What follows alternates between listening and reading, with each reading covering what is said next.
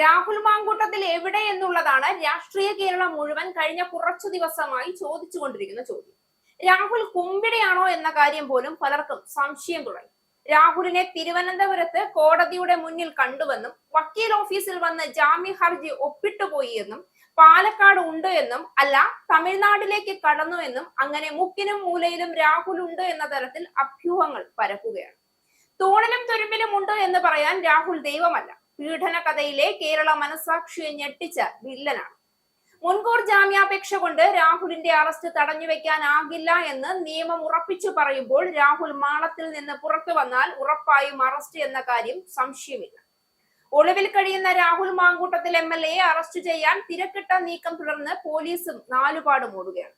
മുൻകൂർ ജാമ്യാപേക്ഷ സമർപ്പിച്ചിരിക്കുന്നത് അറസ്റ്റിന് തടസ്സമല്ല എന്നാണ് പോലീസിന്റെ വാദം. രാഹുൽ മാങ്കൂട്ടത്തിൽ തലസ്ഥാനത്തെത്തി വക്കാലത്തിൽ ഒപ്പിട്ടുവെന്ന പ്രചരണം പോലീസ് വിശ്വസിക്കുന്നില്ല. ഇത് രാഹുലിനെ കണ്ടെത്താനുള്ള നീക്കം വഴിതെറ്റിക്കാനുള്ള ശ്രമമായാണ് പോലീസ് വിലയിരുത്തുന്നത്. എല്ലാ ജില്ലകളിലും അന്വേഷണം നടത്താനാണ് ക്രമസമാധാന ചുമതലയുള്ള ADGPയുടെ നിർദ്ദേശം. രാഹുൽ വിദേശത്തേക്ക് കടക്കാതിരിക്കാൻ പോലീസ് ലുക്കൌട്ട് നോട്ടീസ് ഇതിനോടകം പുറപ്പെടുവിച്ചിരുന്നു. പരാതിക്കാരിയുമായി പീഡനം നടന്ന ഫ്ളാറ്റിലെത്തി പോലീസ് മാസ്റ്റർ രേഖപ്പെടുത്തി. കൂടുതൽ സാക്ഷികളുടെ മൊഴി ഇന്ന് രേഖപ്പെടുത്തും. സീൽഡ് കവറിലായി 9 തെളിവുകളാണ് പരാതിക്കാരിക്കെതിരെ രാഹുൽ കോടതിയിൽ സമർപ്പിച്ചിട്ടുള്ളത്. യുവതി ബാഹ്യ പ്രേരണ കൊണ്ടാണ് രാഹുലിനെതിരെ പരാതി നൽകിയതെന്നും ഗർഭചിത്രം യുവതി സ്വന്തം ഇഷ്ടപ്രകാരമാണ് നടത്തിയതെന്നുമടക്കം സ്ഥാപിക്കുന്നതിനുള്ള തെളിവുകളും രേഖകളുമാണ് നൽകിയതെന്നാണ് പുറത്തുവരുന്ന റിപ്പോർട്ടുകൾ സൂചിപ്പിക്കുന്നത്. ബലാത്സംഗം നടന്നെന്ന് പറയുന്ന കാലത്ത് ഭർത്താവിനൊപ്പമാണ് യുവതി കഴിഞ്ഞിരുന്നത് എന്നതിനുള്ള തെളിവും രാഹുൽ നൽകിയ രേഖകളിലുണ്ട് എന്നാണ് വിവരം. അതേസമയം വിവാഹബന്ധം ഒഴിഞ്ഞപ്പോൾ രാഹുൽ ആശ്വസിപ്പിക്കാൻ എത്തിയതെന്നാണ് യുവതിയുടെ മൊഴി. ഒരുമിച്ച് ജീവിക്കാമെന്ന് പറഞ്ഞ് പ്രലോഭിപ്പിച്ചു. സൗഹൃദം പ്രണയമായപ്പോൾ കൂടുതൽ അടുപ്പമായി. അത് മുതലെടുത്ത് ക്രൂരമായി ബലാത്സംഗമാണ് നടന്നതെന്നാണ് മൊഴി. നഗ്നദൃശ്യങ്ങൾ എടുത്ത് ഭീഷണിപ്പെടുത്തി വരുതിയിലാക്കിയെന്നും യുവതി പോലീസിനെ അറിയിച്ചിട്ടുണ്ട്.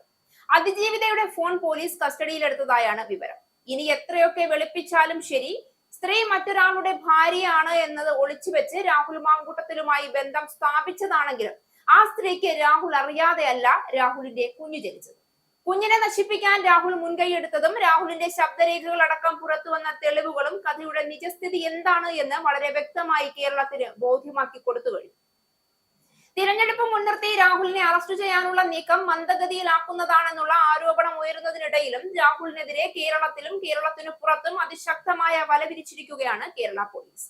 കേരളത്തിലെ ഏറ്റവും അറിയപ്പെടുന്ന യുവ നേതാക്കളിൽ ഒരാളും പ്രസംഗങ്ങൾ കൊണ്ടും തന്റെ രാഷ്ട്രീയ ശൈലി കൊണ്ടും കുറഞ്ഞ നാളുകൾക്കുള്ളിൽ തന്നെ ജനസമ്മതനായ ഒരു നേതാവെന്ന നിലയിലും രാഹുൽ മാങ്കൂട്ടത്തിലിന്റെ അറസ്റ്റ് ഉണ്ടാവുകയാണെങ്കിൽ അത് കേരള രാഷ്ട്രീയത്തിൽ ഒരു കോളിളക്കം സൃഷ്ടിക്കുന്ന സംഭവം തന്നെയായിരിക്കും.